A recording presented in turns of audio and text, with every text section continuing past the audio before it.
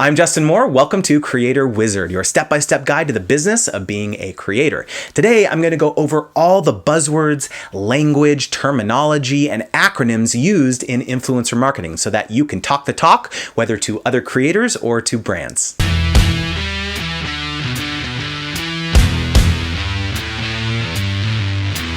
In this video, you're going to learn some general buzzwords and terms that you'll need to know to have a baseline understanding of influencer marketing, lots of lingo that brands may throw around when discussing sponsorships and brand deals, and key metrics and analytics terminology for how brands will want to measure the performance of your content. Before we get started, if you want insider tips for how to grow your business as a creator and diversify your income, click the link in the description to join our free newsletter and you'll get a downloadable glossary of all the terms we'll be discussing in this video. So let's talk about some general terms. So what is a nano influencer? That is someone with less than 10,000 followers on any platform.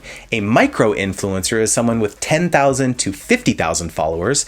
A mid-tier influencer is someone with 50 to 500,000 followers on any platform. A macro influencer is 500,000 to 1 million followers. And a mega influencer is someone with more than 1 million followers on any platform. So what does FTC mean?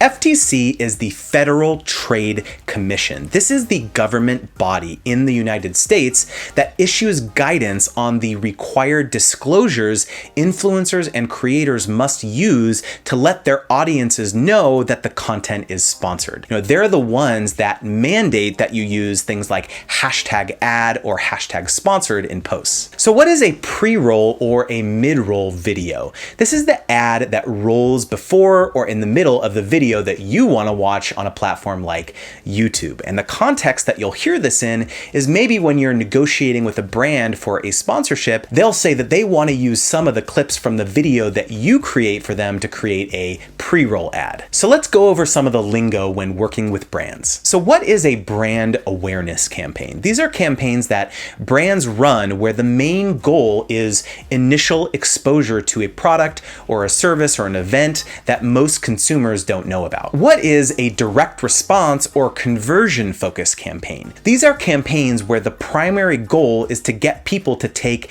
a specific action like purchasing a product. Often brands will provide promo codes or discount codes or tracking links so that they can attribute how many actions were generated by an influencer. What is an experiential campaign? These are campaigns where there is typically an in-person component like a meet and greet. So what is UGC? So UGC stands for user generated content. Sometimes brands will want you to challenge your followers to create something themselves and send it into the brand or to you on social media. So for example, maybe you challenge your followers to make the recipe that you shared and send in a photo. So what does ROI mean? So ROI stands for return on investment or sometimes return on influence.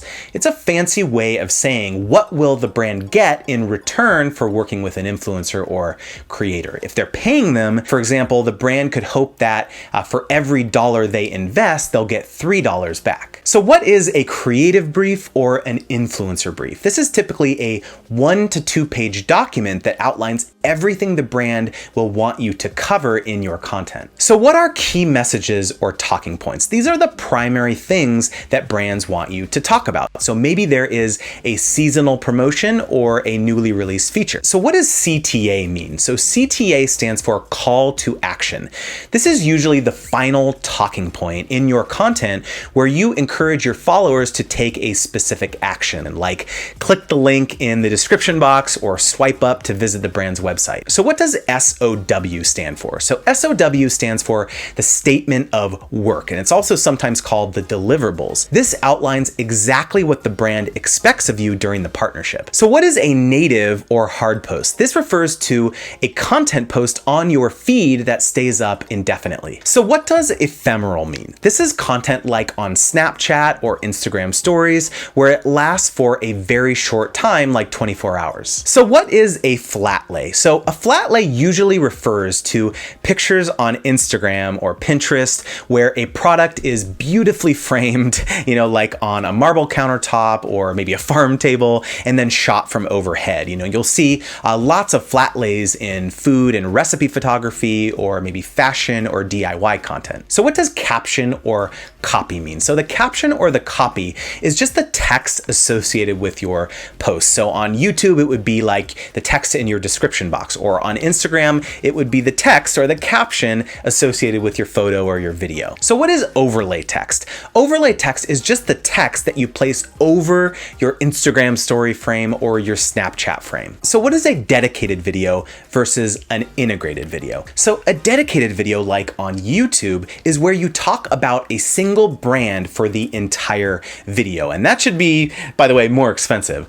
An integrated video is where you talk about the brand for a short section of the video, maybe 2 to 3 minutes of a 10-minute vlog. So what does syndication or social amplification mean? So this is where you do a main post on your blog or on your YouTube, and then you do a round of social amplification or syndication, like on Instagram, Facebook, Twitter, and Pinterest. So what is paid media? This is where a brand will put additional money behind your content to expose it to new audiences. What is whitelisting? This is where you give a brand advertiser access to the back end of your social media platform, like Facebook or Instagram, in order to boost your native post. So what is a dark post? So a dark post is a type of paid media where you create a piece of content for a brand, but instead of actually posting it on your platform, you will give them back end access to your Facebook or your Instagram, and they will serve it as an ad to other audiences. So what are usage rights? This is what you permit the brand to do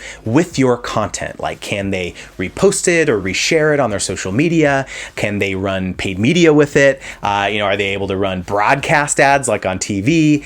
Can they put it on a billboard? Can they put it in a print magazine? Most common is social/digital, which is like the internet and social media. So what is exclusivity? This is where a brand prohibits you from working with their competitors for a certain time period. What is a flight? This is simply the date range when the brand wants your content to go live. So what is an activation? An influencer activation just means that a brand wants to partner with you to do something, like create content or attend an event. So what is an always on campaign? This is where a brand partners with influencers or creators regularly, like every month or every quarter, doing sustained promotion rather than a one-off campaign. It means that the brand never turns off that influencer marketing program. It is always on. So what does repurpose mean? So if a brand says that they want to repurpose your content, it means that they want to do something else with it other than the main purpose, which is like to be uploaded to your platform, right? So maybe embedding on their website or reposting or resharing on their social media and so on. So what does lead time mean? So sometimes brands will ask you how much lead time you need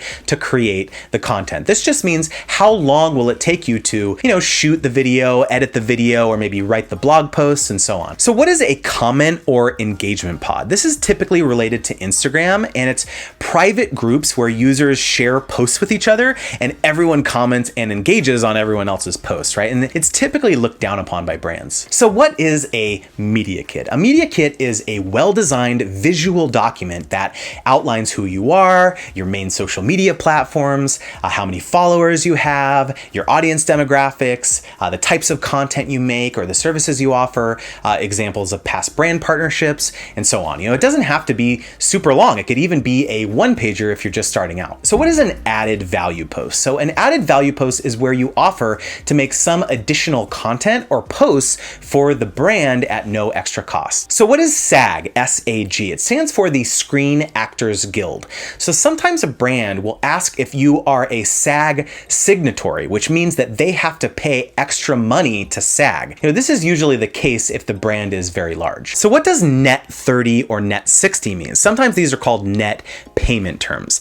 This just means how many days it will take the brand to pay you, right? So net 30 means that they'll pay you in 30 days. Make sure to read the contract, because some brands consider net 30 to be calendar days, but some will say 30 business days. So definitely clarify. So let's talk about some measurement terminology. So what is an engagement rate? So an engagement rate is a formula that looks at the number of likes and comments and shares and reactions and sometimes views on a post relative to the number of followers that you have. So, you can also get an average engagement rate on an influencer's entire platform by taking a larger number of posts and averaging the engagement rates on the individual posts. So, engagement rate is a good way to compare influencers of different sizes. So what are impressions? So an impression is how many actual people could have possibly seen a post. So basically, how many times your post is displayed. So for example, if someone typed into YouTube search like holiday gift guide or something,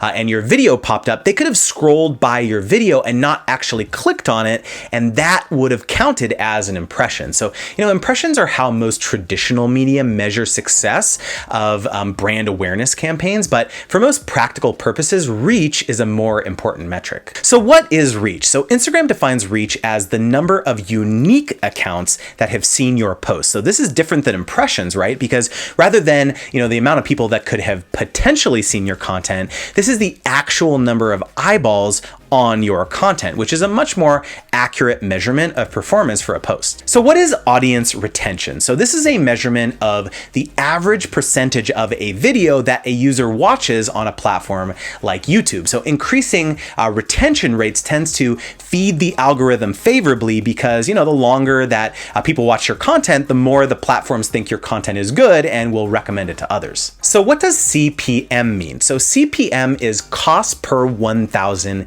impressions. So this is how a lot of traditional brands and agencies think about campaigns and the budgets that are associated with them. So virtually every other media that they buy is measured in CPM, whether it's, out of home like a billboard or broadcast or display ads or social media and so on. Brands will also look at how much they're spending on an influencer and try to assess, how many impressions that they're going to receive on a piece of content so that they can try and compare apples to apples when determining the success of a campaign. So what does CPV mean? So CPV is cost per view.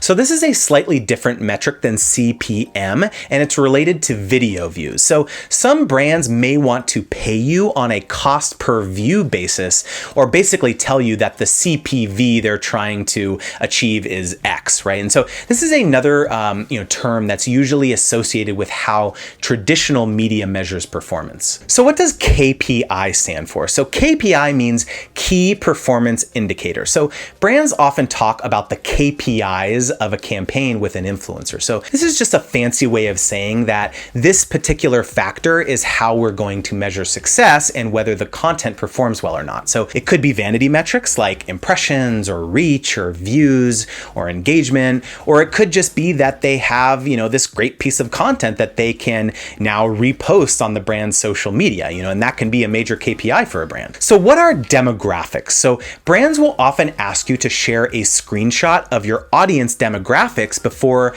they'll partner with you. And this could be a screenshot of your YouTube analytics or your Instagram audience insights. And it's going to show the brand more information about your audience, like, what countries they live in, how old they are, the percentage of male versus female, and so on. So I hope you enjoyed the video. I would love for you to subscribe and click the notification bell to be alerted every time I upload a new video. If you have any questions or future video ideas, please leave a comment down below and you are one step closer to becoming a creator wizard. Don't forget, if you want insider tips on how to grow your business as a creator and diversify your income, click the link in the description to join our free newsletter. You'll get exclusive videos, worksheets, and insights on the influencer marketing landscape, access to special product discounts, first look at upcoming courses, and more.